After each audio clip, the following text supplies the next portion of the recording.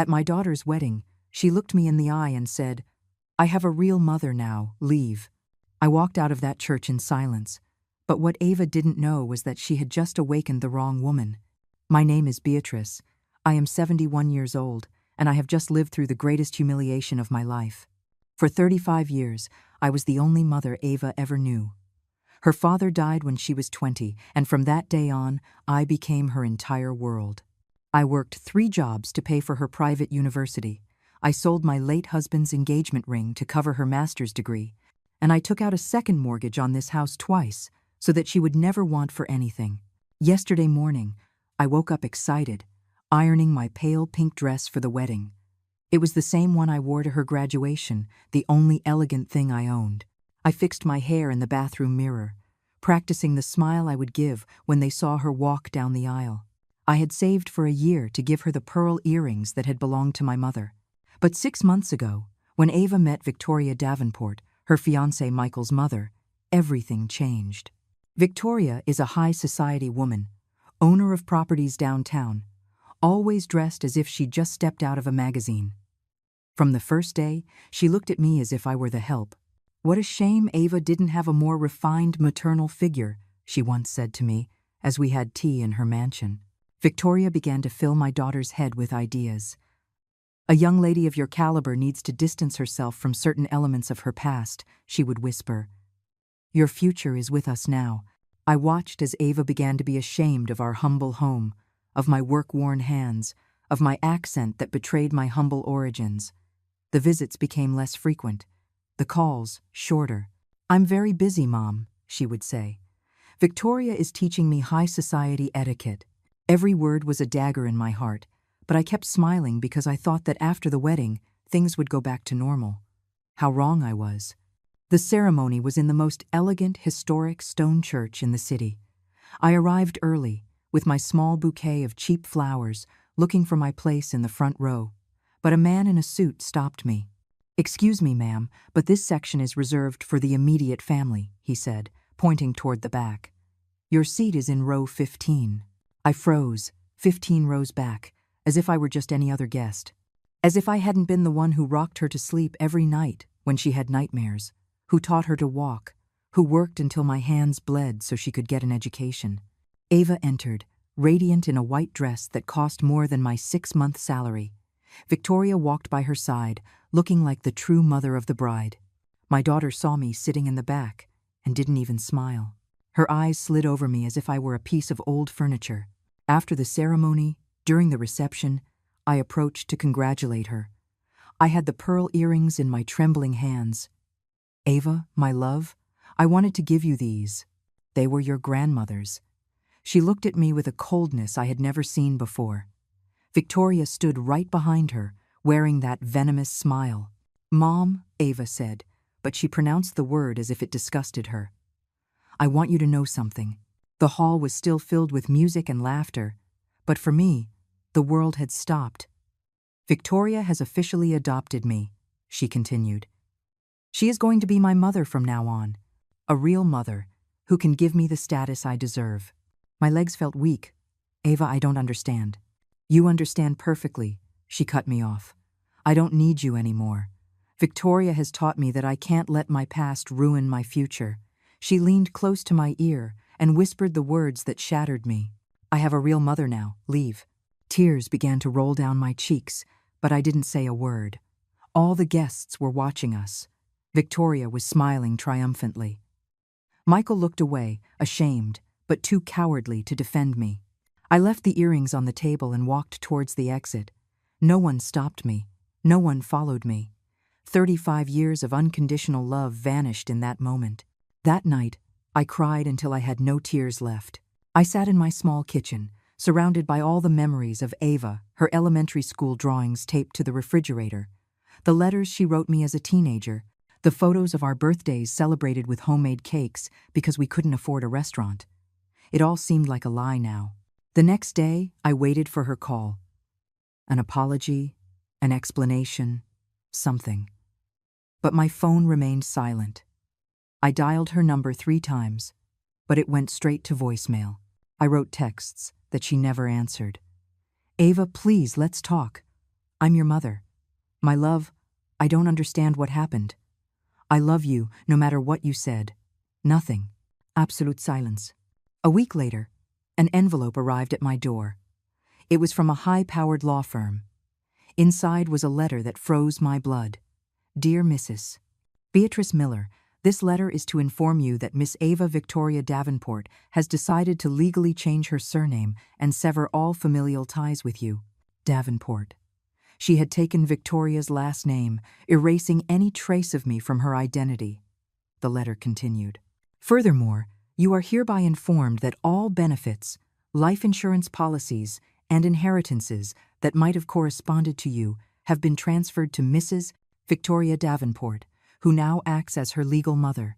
My name had been removed from everything. From the $2 million life insurance policy I had been paying for years. From the emergency fund I had built penny by penny. From the joint savings account where I kept money for our future vacations. I couldn't breathe. Not only had I lost my daughter, I had also lost the $30,000 I had saved in that account. Everything it had taken me years to accumulate was now in Victoria's hands. The days turned into a silent hell. Without the income from the insurance policy that Ava helped me pay, and without the savings from the joint account, I couldn't cover the mortgage. The bank notified me that I had 30 days to get current or I would lose the property.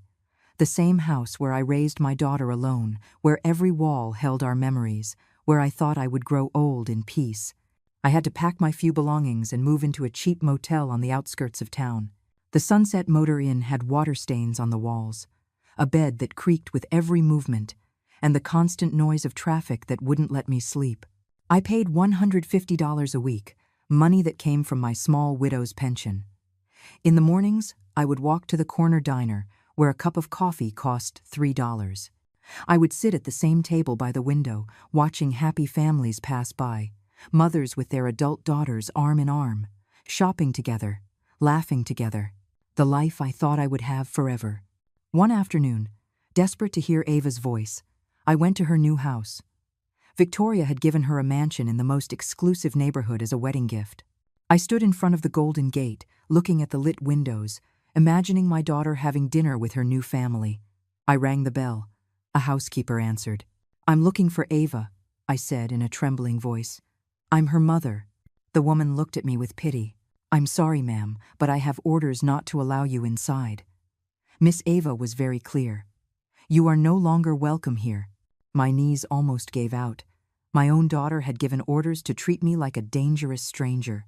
I walked away from that gate feeling smaller than ever, walking alone through those elegant streets where I clearly didn't belong. Back in my motel room, I sat on the edge of the bed, looking at an old photo I had managed to save. Ava was 8 years old. She was hugging me after her school play. I had missed work to go see her perform as a princess. "You're the best mom in the world," she had told me that night. "I love you more than anything." Now those words sounded like cruel jokes of fate. The next few days were a routine of survival. I would wake up, eat a cheap granola bar for breakfast, and go out looking for a job at 71 years old, when no one wants to hire an older woman. I'd return to the motel at dusk, buy something to eat at the gas station mini-mart, and go to bed wondering how I had come to this. One night, as I tried to sleep in that uncomfortable bed, I heard laughter through the thin walls. A family was celebrating a birthday in the next room. "Happy birthday, sweetheart," a mother shouted to her adult daughter. "I love you so much." The sound of their happiness was like salt in my open wounds. I got up and went out onto the small motel balcony. The city glittered in the distance, full of lights and life, but I felt completely disconnected from it all. I had given everything for my daughter. I had sacrificed my youth, my comfort, my dreams, and now I was here, alone, without money, without a home, without a family. For the first time since the wedding, I felt something other than sadness. A spark of something darker began to grow in my chest. It wasn't just pain, it was a kind of awakening. Ava and Victoria thought they had destroyed me, that they had taken everything that mattered. But they were wrong, because there were things they didn't know about me. Things I had kept hidden for so many years that I had almost forgotten them myself. The next morning, I decided to do something I hadn't done in decades. I searched through the few things I had managed to save from my house. I had a small suitcase with important documents, photos, and some old papers I had never bothered to fully review. I sat on the floor of the motel room and spread everything out on the stained carpet. There was my marriage certificate, yellowed with time, my birth certificate and Ava's, the deed to the house I had just lost. And at the bottom of it all, wrapped in a plastic bag that had become brittle with age, I found something that made me stop cold. It was a thick envelope with a lawyer's seal. I had put it away when my husband died 15 years ago, but in the midst of the pain of widowhood and the desperation of raising Ava alone, I had never fully opened it. I had only read the first page, which mentioned his life insurance and a few minor belongings. I thought there was nothing else of importance in there. With trembling hands, I opened the envelope and took out all the documents. There were pages and pages I had never seen. My husband had been a discreet man. He never talked about money or properties. I knew he worked in real estate, but I always thought he was just another employee, not someone important. As I read, my heart began to beat faster. Last will and testament of Robert Miller. The first page mentioned the life insurance I already knew about, but as I kept reading, things appeared that left me breathless. To my beloved wife, Beatrice Miller, I leave the entirety of my real estate holdings, including the commercial building located at 2847 Grand Avenue, with an appraised value of $800,000. My eyes widened. A commercial building? Robert had never told me he owned a building. I kept reading, my hands shaking. Vacant lot of 5,000 square meters in the Willow Creek Estates residential zone, with an appraised value of $1,200,000. Willow Creek Estates. That was the exact neighborhood where Victoria had her mansion, where Ava now lived. But it didn't end there. Luxury apartment in the Emerald Tower, 23rd floor, with a value of $900,000, fully paid off. There were more properties listed: commercial spaces, plots of land, even shares in companies I didn't recognize. The total value exceeded $4 million. I was paralyzed. For 15 years, I had lived in poverty, working as a cleaner, selling my belongings to give Ava what she needed, while I was unknowingly a millionaire. Robert had left everything in my name, but I had never claimed the inheritance because I didn't know it existed. There was a personal note from Robert at the end. My dearest Beatrice, if you are reading this, it means I am no longer with you. I worked my whole life buying properties under shell companies to protect our family. Everything is in your name now. I used the pseudonym Helena Vance in the legal documents to maintain privacy. The lawyer, Mr. Wallace, has all the details. I trust you will use this inheritance wisely. I love you forever. Helena Vance. Robert had created a completely separate legal identity to manage the properties. I was Helena Vance, a multimillionaire businesswoman, and I didn't know it. With trembling hands, I searched the envelope until I found an old business card. Mr. Wallace, attorney at law, real estate specialist. The phone number was still there, printed in faded gold letters. I dialed the number from the motel's payphone. I wasn't sure if the lawyer would still be working after so many years. It rang 3 times before a male voice answered. Wallace Law Firm. Good morning. Good morning, I said, my voice uncertain. I'm looking for Mr. Wallace. I am Helena Vance. There was a silence on the other end. Then the voice became more formal, almost reverent. Mrs. Vance, we have been awaiting your call for 15 years. Mr. Wallace is available for you immediately. When can you come to the office? 2 hours later, I was sitting across from an elegant man in his 60s in a luxurious office downtown. Mr. Wallace received me as if I were royalty. Mrs. Vance, he said, using the name Robert had chosen, your husband was a very intelligent man. He created a real estate empire using your alternate identity. Everything is perfectly legal, all taxes paid, all documents in order. He was just waiting for you to come and claim what is yours. He showed me binders full of contracts, deeds, and bank statements. Your properties have been generating rent all these years. We have a fund of $4,200,000 waiting for you, plus the properties, which are now worth considerably more than when your husband bought them. My head was spinning. $4,200,000? In cash? Yes, plus the properties. In total, your net worth exceeds $8 million, Mrs. Vance. $8 million. While I was living in a $150 a week motel, I had $8 million waiting for me. There's something else, Mr. Wallace continued, opening a red folder. One of your properties is particularly interesting. Are you familiar with the Willow Creek Estates neighborhood? My heart stopped. Yes, I am. You are the owner of the land where that entire residential section is built. The mansions are built on your land, Mrs. Vance, including the mansion of the Davenport family.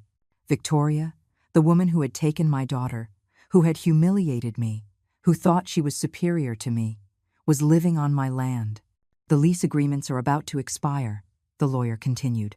As the owner, you have the right to renew the contracts. Or not. A slow smile began to form on my lips. For the first time in weeks, I felt something like hope. But it wasn't exactly hope I was feeling. It was something more powerful. Mrs. Vance, the lawyer said, what do you wish to do with your properties? I looked out the window at the city stretching before us. Somewhere out there, Victoria was having tea on her terrace, believing she had won. Ava was playing at being the daughter of a rich woman, ashamed of her true origins. They both thought they had destroyed me. I want to take back everything, I said in a firm voice. Every cent, every property, every right that belongs to me. And I want to do it quietly. Quietly, ma'am? Yes, I replied, feeling for the first time in weeks that I was in control of my life. They will find out who I really am, but only when it's too late to do anything about it. Mr. Wallace smiled. It was clear he had been waiting for this moment as much as I had, without knowing it. It will be my pleasure to assist you, Mrs. Helena Vance. The next few days were the strangest of my life. In the morning, I was still Beatrice, the abandoned woman, living in a cheap motel. But in the afternoons, I transformed into Helena Vance, a multimillionaire entrepreneur beginning to move pieces on a board no one else could see. Mr. Wallace set me up with a new bank account under my legal identity as Helena. When I saw the account statement for the first time, I had to sit down. $4,200,000 in real numbers, on my screen, immediately available. More money than I had seen in my entire life. The first thing I did was move, but not to a mansion. That would have been too obvious. I rented a discreet middle-class apartment, comfortable but not flashy. I needed to remain invisible while I studied my enemies. Mr. Wallace brought me a complete file on the Davenport family. Victoria was not as wealthy as she appeared. Her fortune was built on loans and appearances. The mansion where she lived had an $800,000 mortgage, and the land, my land, cost her $50,000 a year in rent. But there was something more interesting. She had significant debts with several banks, and her import company had been in the red for 2 years. Mrs. Davenport is living on credit, Mr. Wallace explained. Her expensive lifestyle doesn't match her actual income. She's maintaining a very costly facade. Perfect. A woman who lives on appearances has a lot to lose. Meanwhile, I began to watch them from the shadows. Every afternoon, I sat in different cafes near the boutique where Victoria took Ava shopping. I watched them enter with bags from expensive stores, laughing, acting like the perfect mother and daughter we never were. One afternoon, I followed her to the most exclusive beauty salon in the city. They were getting manicures together, talking about their upcoming vacation to Europe. Ava looked different. More put together, more sophisticated, but also emptier. She no longer had that genuine laugh I remembered from when she was young. Now she laughed like Victoria, with a calculated elegance that sounded fake. You know what, Mother? I heard Ava say to Victoria. Mother. The word cut through me like a knife. Sometimes I don't even remember what my life was like before. It's like I woke up from a nightmare. Victoria smiled with satisfaction. That's how it should be, dear. The past is just that. Past. What's important is the future we build together. I stood there, invisible to them, listening as they reduced 35 years of my life to a nightmare they preferred to forget. That night, I called Mr. Wallace. I want you to investigate all of the Davenport family's contracts. Mortgages, loans, debts, everything. For what purpose, Mrs. Vance? I want to know exactly how much money they owe, who they owe it to, and when their payments are due. A week later, I had the complete information. Victoria owed $300,000 on credit cards, The mortgage on her mansion was 3 months behind, and her company had a $500,000 loan due in 2 months. Not to mention the $50,000 a year she owed me for the land, which she hadn't paid in 6 months. There's more, Mr. Wallace told me with a smile. The building where she has her import company is also yours, Mrs. Vance. She's paying rent for a place you own. The irony was delicious. Victoria had been paying me for years without knowing it. Mr. Wallace, I want you to do something for me, I said. I want to buy all of her debts, all of them, every single one. Talk to the banks, the credit card companies, everyone who has lent her money. I want to own every penny she owes. Mr. Wallace looked at me with admiration. Mrs. Vance, that would make you Victoria Davenport's sole creditor. You would have absolute power over her financial situation. Exactly. Over the next few days, Mr. Wallace worked like a financial wizard. One by one, he bought all of Victoria's debts. The banks were happy to sell off problematic loans at a discount. In total, I spent $900,000 to acquire debts totaling $1,400,000. Now, Victoria owed all her money to me, though she didn't know it yet. While this was happening, I also investigated Michael, Ava's husband. He was a weak man, dominated by both his mother and his new wife. He worked at a consulting firm that paid well, but not extraordinarily so. His salary couldn't sustain the lifestyle Victoria had imposed on the family. One afternoon, while having coffee near his office, I saw him leave work. He looked stressed, wearing an expression of worry I hadn't noticed on the wedding day. I followed him to a bar where he met an older man. "I don't know what we're going to do, Dad," he said to his father. "Mom is spending money we don't have. The cards are maxed out, the house is having mortgage problems, and Ava doesn't understand that we're not as rich as we pretend to be." His father sighed. "Your mother has always lived beyond our means. But now with Ava in the family, she feels pressured to maintain a standard we can't sustain. The worst part is that Ava abandoned her real mother for this," Michael continued. "And now she's asking us to buy her a luxury car because all the wives at her level have one. She doesn't know we can barely pay the bills." Michael had a conscience. He knew what they had done was wrong, but he was too cowardly to confront the women in his family. That night, in my new apartment, I sat in front of the mirror. I was no longer the broken woman who had walked out of that wedding a month ago. My posture was different, my gaze firmer. I had regained something I thought I had lost forever, my dignity. I picked up my phone and dialed Mr. Wallace's number. "Mrs. Vance, how can I help you?" "It's time for Victoria to find out who her creditor really is," I said. "Schedule a meeting with her for tomorrow. Tell her that Helena Vance, her new primary creditor, wants to discuss the payment terms of her debts. Do you want me to reveal your identity?" "Not yet," I replied, feeling a cold smile form on my lips. "I want her to think Helena Vance is just another businesswoman. Let her beg first. Let her feel what it's like when someone more powerful controls your destiny." "Understood, Mrs. Vance." I hung up the phone and stared at the city out the window. Tomorrow, the real game would begin. Victoria Davenport was about to learn about real power, not the kind you buy with appearances, but the kind you build with patience and intelligence. And she had no idea what was coming for her. The meeting was scheduled for 3 o'clock in the afternoon at Mr. Wallace's office.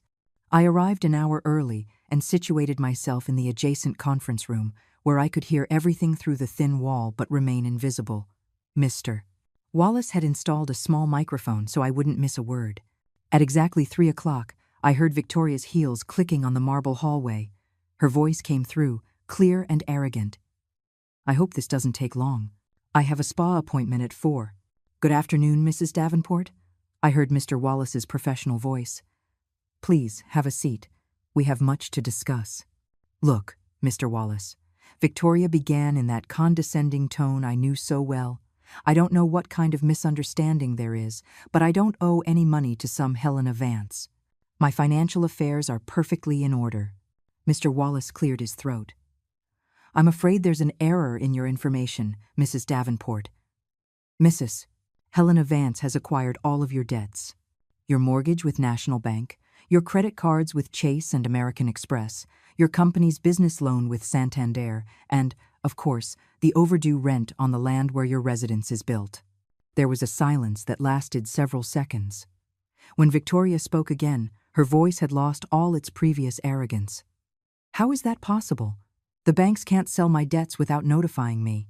"They can, Mrs. Davenport, when the loans are in significant default. According to our records, you owe a total of $1,400,000 to Mrs. Helena Vance. Your situation island. Delicate." "This is ridiculous," I heard Victoria say as she stood up. "Who is this Helena Vance? I've never heard that name in business circles." "She is a very discreet businesswoman, Mrs. Davenport. She prefers to keep a low profile, but I assure you, she is completely legitimate. In fact, she is one of the most significant real estate owners in the city. I want to speak with her immediately." "I'm afraid that won't be possible today. Mrs. Vance is currently evaluating her legal options. However, she has authorized me to offer you a payment plan." Victoria fell silent, waiting. "You have 30 days to pay the full amount of the debt, or Mrs. Vance will proceed with the seizure of your properties and foreclosure on the mortgage." 30 days? That's impossible.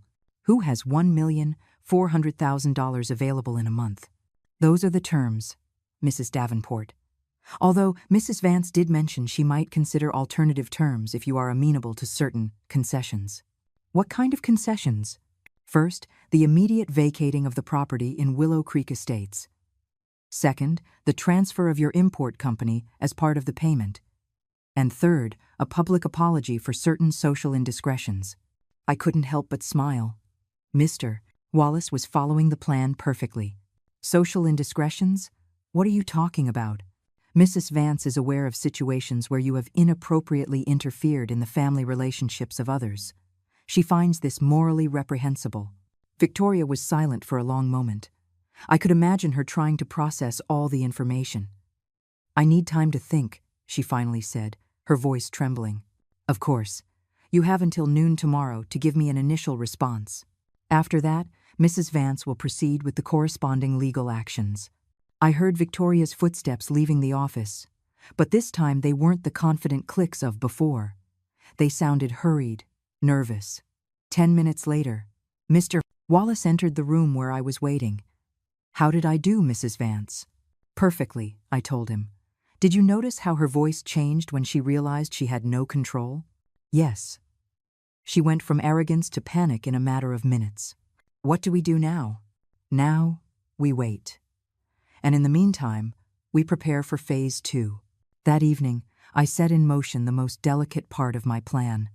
I had hired a private investigator to monitor Victoria's and Ava's phone conversations. It wasn't entirely legal, but Mr. Wallace had contacts who could handle these things discreetly. At 8 o'clock that night, I received the transcript of the call Victoria made to Ava as soon as she got home. "Ava, we need to talk. Urgently." "What's wrong, Mother? You sound upset." "We are in serious financial trouble. There's a woman named Helena Vance who has bought all of our debts. She wants the full amount in 30 days, or she's taking everything." "Helena Vance? I've never heard that name. How much money?" $1,400,000. There was a long silence. "Ava, are you there?" "Yes, I'm here. It's just—" "Mother, where are we going to get that much money?" "I don't know. Your husband makes good money, but not that much. And my businesses have been slow. What's going to happen to the house, to our lifestyle?" "I don't know, dear. Maybe we'll need to make some adjustments." "No, I can't go backward now. I've already told all my friends about my new life. I can't suddenly show up living like before. Like when you lived with me," I thought bitterly. "Calm down, Ava. We'll find a solution. What if we ask Michael's father? He has money." "Number I already tried. He's worried about his own finances. He says he can't help us with such a large sum." "Then what are we going to do?" "I'm going to talk to this Helena Vance. See if I can negotiate something. In the meantime, you need to talk to Michael. See if he knows anyone who can lend us the money." "Okay, but Mother, promise me we're not going to lose everything. I can't go back to that life. That life. The life with me. The life where she was loved unconditionally, but had no mansions or luxury cars." The call ended there, but it was enough. Victoria was desperate, and Ava was more concerned with maintaining her new image than with solving the real problems. The next day, at 11 o'clock in the morning, Victoria called Mr. Wallace's office. "Mr. Wallace, I've been thinking about Mrs. Vance's proposal. I need more time, and I would also like to meet her personally. Mrs. Vance has agreed to a meeting, but on her terms. It will be tomorrow at 5 o'clock in the afternoon, in her private office." "Where is that?" "In the Emerald Tower building, 23rd floor. The Presidential Suite office. The Emerald Tower, 23rd floor. My luxury apartment that I had inherited from Robert." Victoria didn't know she would be walking into my home. "Fine. I'll be there. Mrs. Davenport, there is one more condition." "What is it?" "Mrs. Vance insists that you come alone. No lawyers, no family, no witnesses." Victoria agreed, though her voice betrayed her nervousness. That night, I prepared everything carefully. I hired a cleaning service to leave the apartment spotless. I ordered an elegant conference table to be installed in the main living room. I bought an expensive business suit, had my hair styled at an exclusive salon, and for the first time in decades, I put on professional makeup. When I looked in the mirror, I didn't recognize the woman looking back at me. I was no longer Beatrice, the cleaning lady abandoned by her daughter. I was Helena Vance, a powerful entrepreneur who controlled the destinies of her enemies. Tomorrow, Victoria would meet Helena Vance, but she still wouldn't know that Helena Vance and Beatrice Miller were the same person. Not yet. At exactly 5 o'clock in the afternoon, my apartment doorbell rang. From the security camera, I could see Victoria in the hallway, visibly nervous, checking her appearance in the elevator mirror. She was wearing her best light pink suit and her most expensive jewelry, but for the first time since I'd known her, she didn't radiate that arrogant confidence that had bothered me so much. I waited exactly 2 minutes before opening the door. I wanted her to feel the discomfort of waiting. "Mrs. Davenport," I said in a cold, professional voice when I finally opened the door. "I am Helena Vance." Victoria looked me up and down, clearly trying to size me up. I had changed my appearance so much that it was impossible for her to recognize me. My hair was styled completely differently.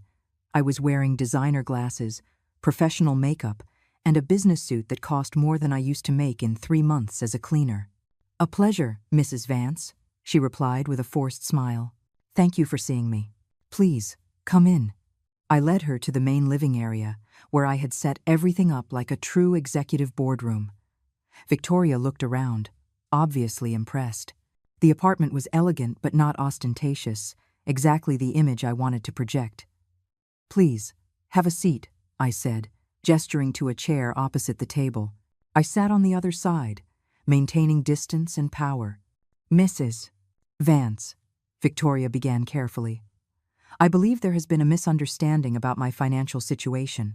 "There are no misunderstandings," I interrupted firmly. "Your debts are perfectly documented, $1,400,000 in total.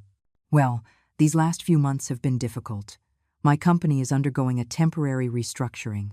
Your company is bankrupt, Mrs. Davenport. It has been in the red for 2 consecutive years." Victoria turned pale. "You've done a lot of research on me." "I research everyone who owes me a significant amount of money. It's a sensible business practice." "Look, Mrs. Vance." Victoria changed her strategy, leaning forward with that manipulative smile I knew so well. "I am a society woman in this city. I have important connections. I am sure we can come to an arrangement that benefits us both."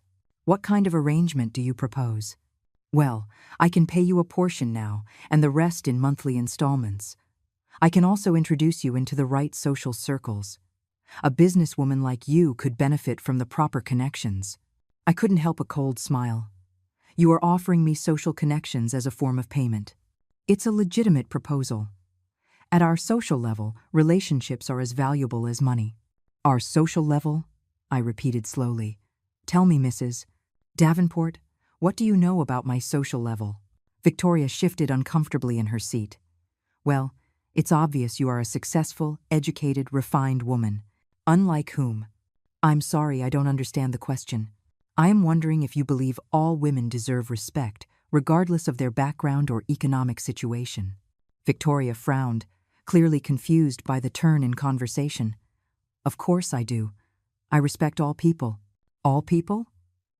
Even working mothers who raise their children alone? Of course. Even women who work as cleaners to pay for their children's education? Victoria was starting to look uncomfortable. Mrs. Vance, I don't understand where you are going with these questions. I am trying to understand your character, Mrs. Davenport. Because you see, I have information about certain situations where you have shown a remarkable lack of respect for women in vulnerable situations. I don't know what you're talking about. You don't? I understand that you recently convinced a young woman to abandon her biological mother so you could legally adopt her. Victoria stiffened. That is a private family matter. Private? A public humiliation at a wedding is hardly private. How do you know about? Victoria stopped, her eyes widening in alarm. I know many things, Mrs. Davenport. For example, I know you told that young woman that her biological mother was an embarrassment to her new social standing. The situation was complicated. Ava needed guidance to adapt to her new lifestyle. Guidance? Did that include teaching her to despise the woman who sacrificed everything for her? Victoria stood up from her chair. Mrs. Vance, I don't understand why you are so interested in my family affairs, but this is not relevant to my financial situation. Sit down, I said in a voice of steel. We are not finished. Victoria hesitated for a moment, but finally sat back down. I could see the fear growing in her eyes. The relevance, Mrs. Davenport, is that I do not do business with people who lack moral integrity. I have moral integrity. Do you? Tell me, how did you feel when you saw that mother walk out of the church alone after her daughter publicly rejected her? Victoria remained silent. Did it give you satisfaction to see a 71-year-old woman humiliated in that way? That was not my intention. Not your intention? You planned all of it carefully. You convinced Ava to legally change her last name, to transfer all her savings and life insurance, to treat her mother like a stranger. How do you know all these details? Victoria was clearly frightened now. Because that woman, I said, rising slowly from my chair, was me. Victoria froze completely. Her eyes widened like saucers, her mouth fell open, and all the color drained from her face. That's not possible. I am Beatrice Miller, Victoria, Ava's mother, the woman whose daughter you stole, the woman you humiliated in public, the cleaner you considered so far beneath you. Victoria scrambled to her feet, knocking her chair over backward. This is impossible. You're Helena Vance, a successful businesswoman. I am both, I said calmly. Helena Vance is my legal business identity, the name my late husband created to protect our properties. Beatrice Miller is the one who single-handedly raised the daughter you took from me. It can't be. For 15 years, I lived in poverty without knowing I was a millionaire. I worked as a cleaner while owning multi-million-dollar properties. But now I know everything, Victoria. And now, I have the power. Victoria began to back away, as if wanting to flee. You're insane. This island. This is a conspiracy. A conspiracy? No, Victoria. This is justice. Ava will never believe you. She's happy with her new life. Happy? I took a step toward her. Do you know what I heard on a phone call between you two yesterday? She was terrified of going back to that life, the life with me, as if being loved unconditionally was something to be ashamed of.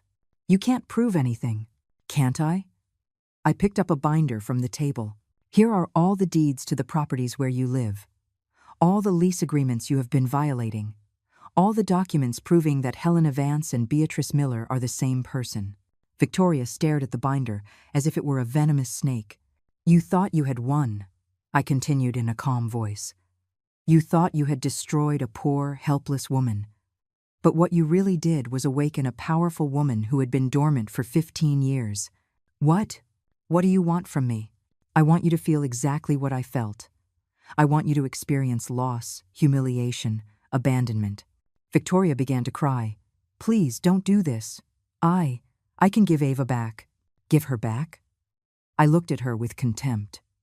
Ava is not a piece of property to be returned. She is my daughter, and she will have to decide for herself who she really island. What are you going to do to us? I smiled, but it was not a kind smile. Tomorrow, Victoria Davenport, you are going to learn what it means to lose everything. Victoria left my apartment completely shattered. From the window, I watched her walk to her car as if she were a frail old woman, not the arrogant socialite who had entered an hour before. Her hands were shaking so much that it took her several tries to open the car door. I didn't sleep that night. Not from nervousness, but from anticipation. For weeks, I had been the victim, the abandoned woman, the rejected mother. Now it was their turn to feel the world crumble beneath their feet. At 8 o'clock in the morning, I called Mr. Wallace. It's time to execute Phase 2. What are your instructions, Mrs. Vance? I want you to immediately begin the eviction process for the land in Willow Creek Estates. Send the legal notices this morning.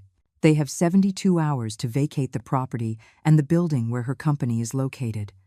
I also want the entire Davenport family to understand that they have nowhere left to hide. Anything else?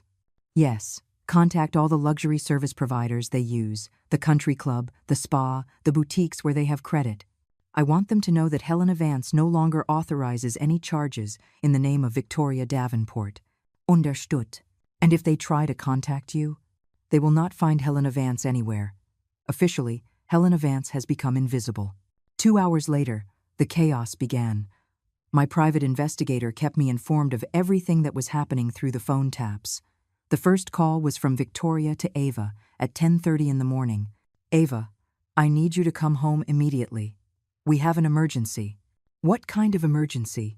I'm at the salon. Get out of the salon now. We have to be out of the house in 72 hours.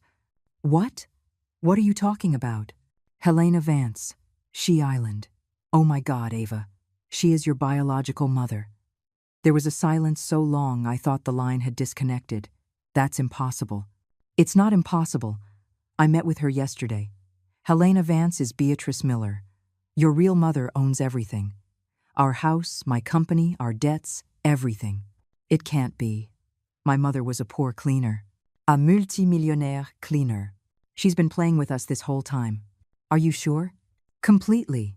She showed me all the documents. We are tenants on her property, Ava. We have always been tenants on her property. This time the silence was even longer. Ava, are you there? Yes. Yes. I'm here. It's just. Mother, if this is true. What? If this is true, then I did something terrible, something unforgivable. Don't say that. You did what was right for your future. What was right? I abandoned my mother at her own daughter's wedding. I publicly humiliated her. I took all her savings. That was your decision, not mine. It was your idea. You convinced me she was an embarrassment to me. I was only guiding you to a better life. A better life? A life built on lies and humiliation. Do you know what this means, Victoria? It means my real mother had money the whole time. It means I never needed to abandon her to have a comfortable life. It means I hurt her for nothing. Victoria didn't know how to respond to that.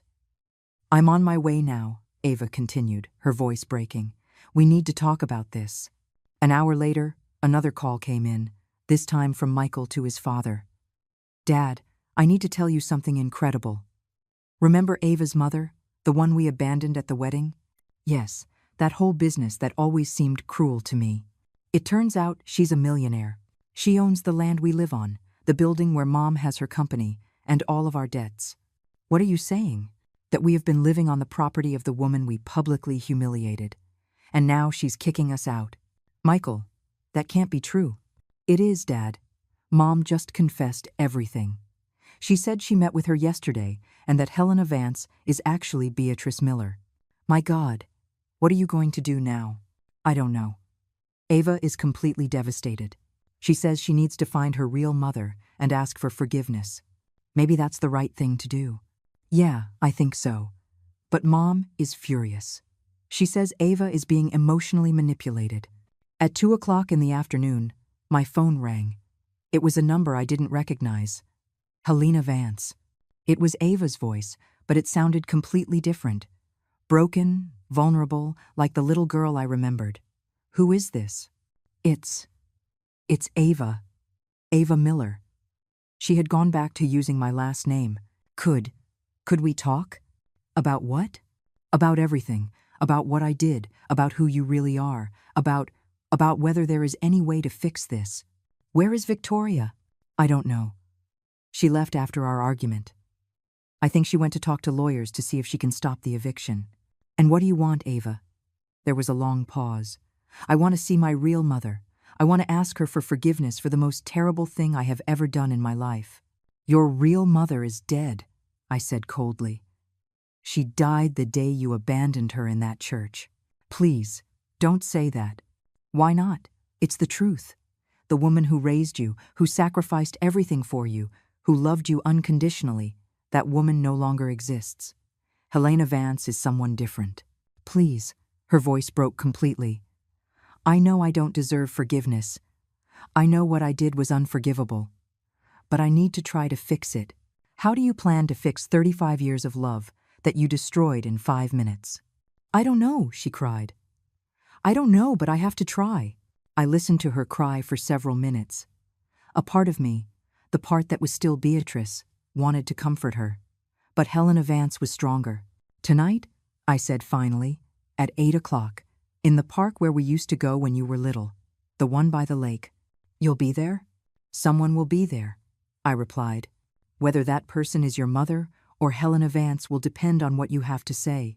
I hung up the phone and stared out the window. The game was reaching its climax. Victoria had lost all her power.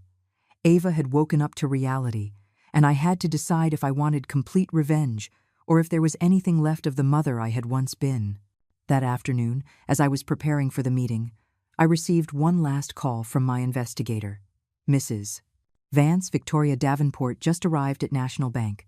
She is trying to get an emergency loan using properties that no longer belong to her as collateral. Did they give her the loan? Number. When they verified the ownership of the assets, they discovered everything is in the name of Helena Vance. They threw her out of the bank. Where is she now? In her car, in the bank's parking lot. She has been crying for 20 minutes.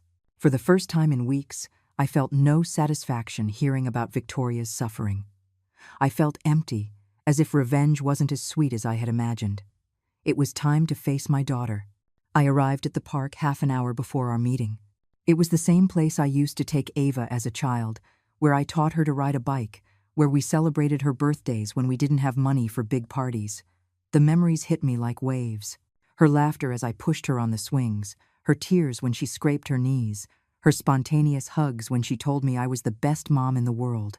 I sat on the same bench where we used to feed the ducks. The lake reflected the city lights, creating an atmosphere that would have been romantic if it weren't so heavy with pain.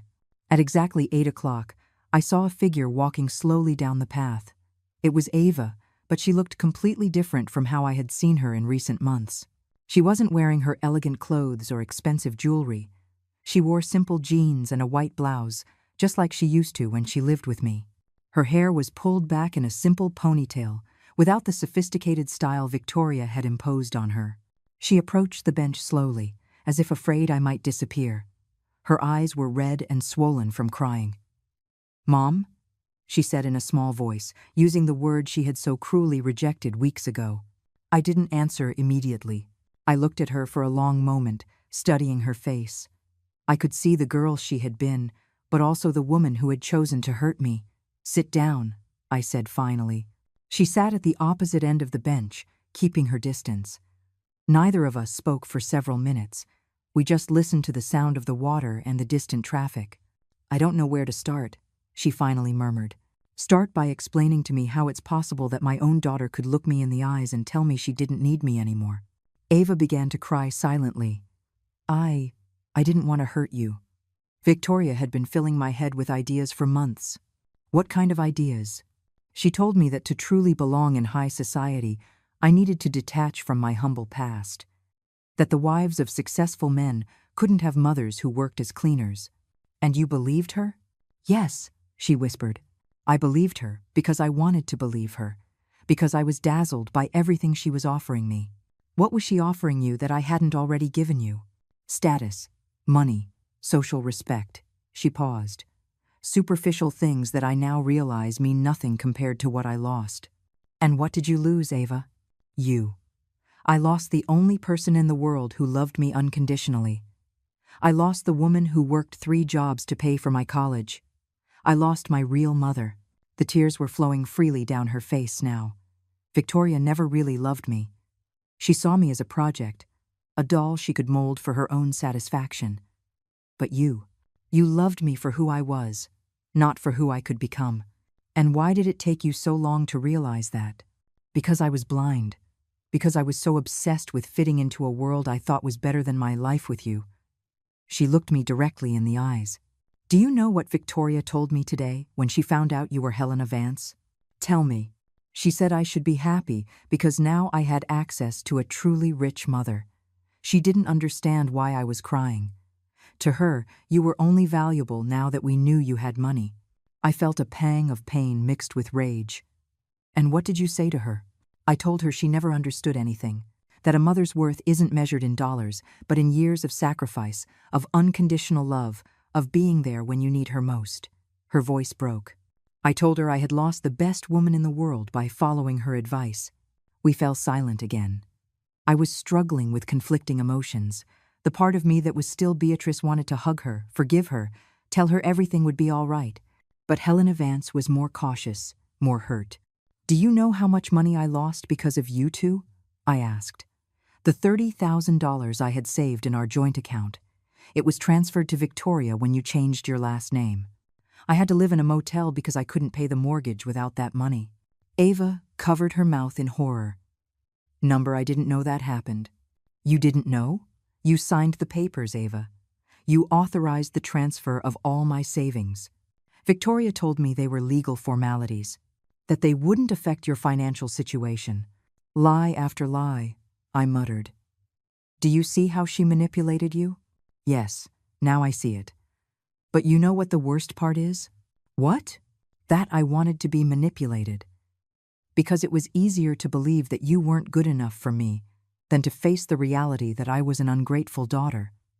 Her words hit me like a punch to the gut. It was the first time she had taken full responsibility for her actions, not just blaming Victoria. When I was a girl, she continued, I always felt different from the other girls at my school. They had fathers with office jobs, big houses, expensive vacations, and I had a single mother who cleaned toilets to pay for my school. You were ashamed of me. Sometimes, she admitted, and even though I knew it was the truth, hearing it hurt. Not all the time, but sometimes. And I hated myself for feeling that way, because I knew you were incredible. I knew other mothers wouldn't have done half of what you did for me. But when Victoria showed up, she offered me the chance to have the mother I always wanted. Exactly. And I was selfish and cowardly enough to take it. I stood up from the bench and walked toward the lake. I needed to process what I was hearing. Ava followed me, but kept her distance. Do you know what's most painful about all of this? I asked without turning to look at her. What? That if you had told me all this before, if you had explained how you felt, we could have worked together to make our lives better. I had money, Ava. I always had it.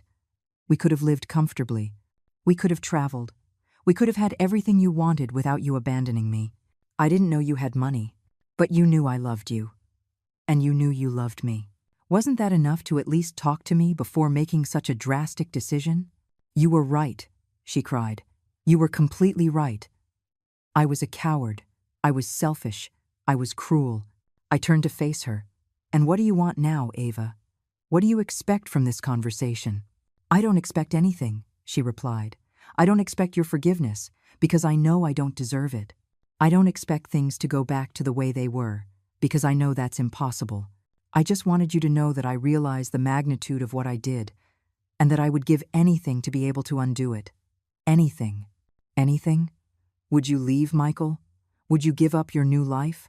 Would you come back to live with me in a humble apartment as if nothing had happened? She hesitated for only a second. Yes. Even if it meant publicly admitting you were wrong? Even if your new high society friends turned their backs on you? Yes, she answered more firmly. I would rather be poor and despised with you than rich and respected without you. For the first time in weeks, I felt something like hope growing in my chest, but Helena Vance was not ready to give up so easily. I'll have to think about it, I told her. This conversation doesn't erase what happened. I know. I'm just asking for a chance to prove to you that I can be the daughter you always deserved.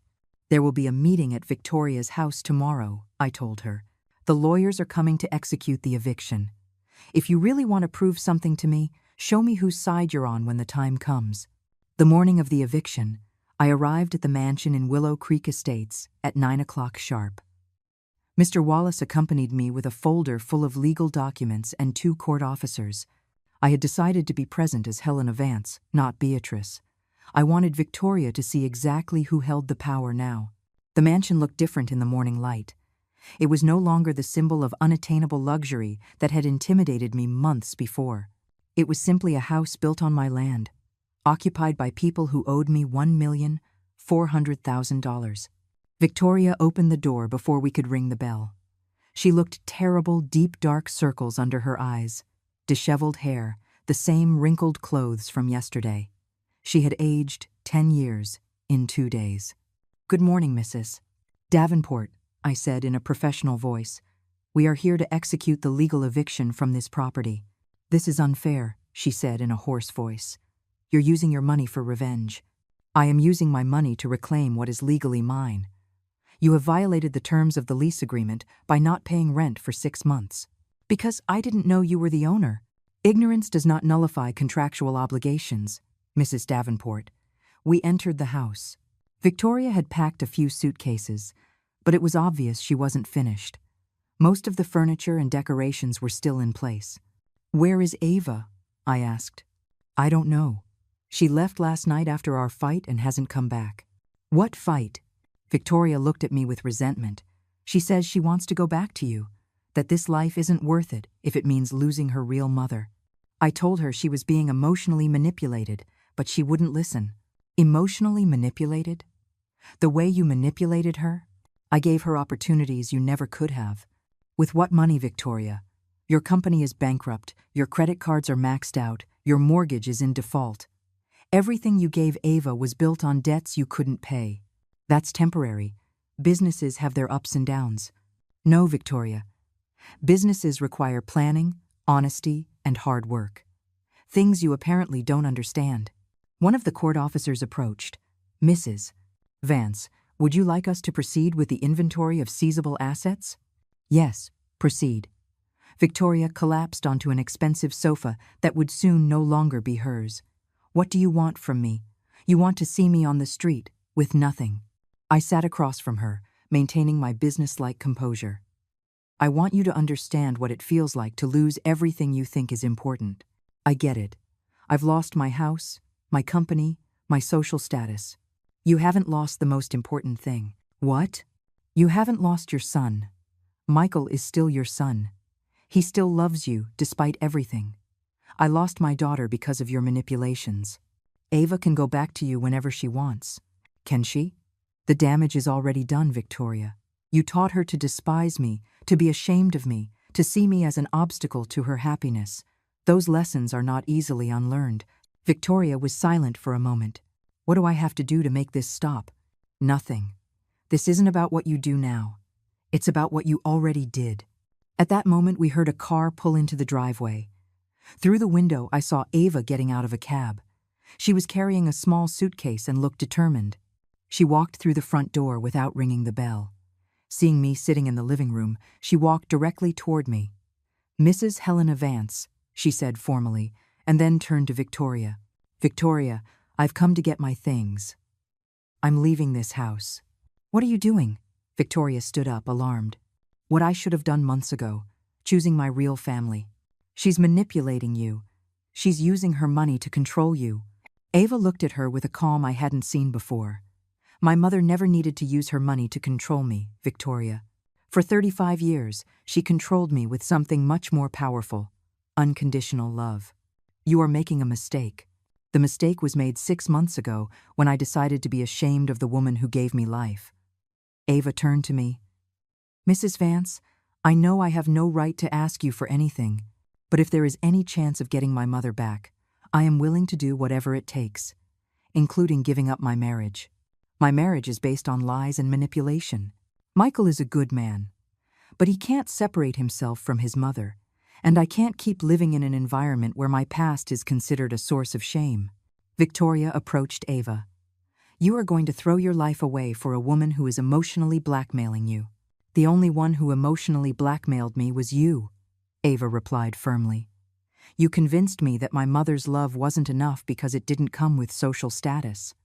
You taught me to value appearances more than genuine feelings. I gave you opportunities. You gave me a gilded cage. You turned me into someone I wasn't, someone who could abandon her own mother for money. Ava knelt in front of me. Mom, I know I'm not Ava Miller anymore. I know I'm legally Ava Davenport. But if you'll let me, I want to be your daughter again. I want my real last name back. I want my real life back. I looked at her for a long moment. Helena Vance wanted to keep punishing her, to keep making her suffer for the pain she had caused me. But Beatrice, the mother I had been for 35 years, was tired of all the pain. Get up, I said softly. She stood, tears streaming down her face. If you really want to be my daughter again, there are conditions. Whatever they are. First, no easy money. You are going to work, you are going to earn what you have, and you are going to value every penny just like I did for years. Yes. Second, no more being ashamed of who you are or where you come from. You are going to honor our history, our struggles, our sacrifices. Yes. Third, you are going to help me with something important. What? We are going to create a foundation for single mothers who need support to educate their children. We are going to use my money for something that really matters. I would love to do that with you. For the first time in weeks, I felt that Helena Vance and Beatrice Miller could coexist in peace. One was power and justice, the other was love and compassion. Victoria, I addressed her one last time. You can stay in this house for one more week to find another place. After that, the property will be renovated for the foundation. 1 week? That's all. It's more than you gave me. I had to leave my own life immediately. Victoria collapsed back onto the sofa, finally understanding that she had lost completely. Ava and I walked out of that mansion together. Outside, under the morning sun, she took off the expensive earrings she was wearing and pulled her hair out of its sophisticated ponytail. Do you know the first thing I want to do? She asked me. What? Go to our favorite diner, the cheap one on the corner where we used to have breakfast on Sundays. I want to sit with you at that table by the window and listen to you tell me about your life as Helena Vance. I want to get to know my multimillionaire mother, but I also want to get back my mom who made pancakes on Saturday mornings. For the first time in months, I smiled a genuine smile. That sounds perfect, but you're paying for the coffee. With your own money, from the job you're going to get tomorrow. Deal, she laughed, and for a moment she was my 8-year-old girl again, hugging me after her school play. 6 months later, the Beatrice Miller Foundation was helping over 200 single mothers educate their children. Ava worked there as a coordinator, earning a modest but honest salary. Victoria had disappeared from our lives and, according to the latest news, was living in a small apartment on the outskirts of the city. Justice doesn't always mean revenge. Sometimes it means reclaiming what truly matters. Love, true family, and the peace of knowing that your worth isn't measured in money, but in the lives you touch with your heart. I forgive you, my daughter, but most of all, I forgive myself.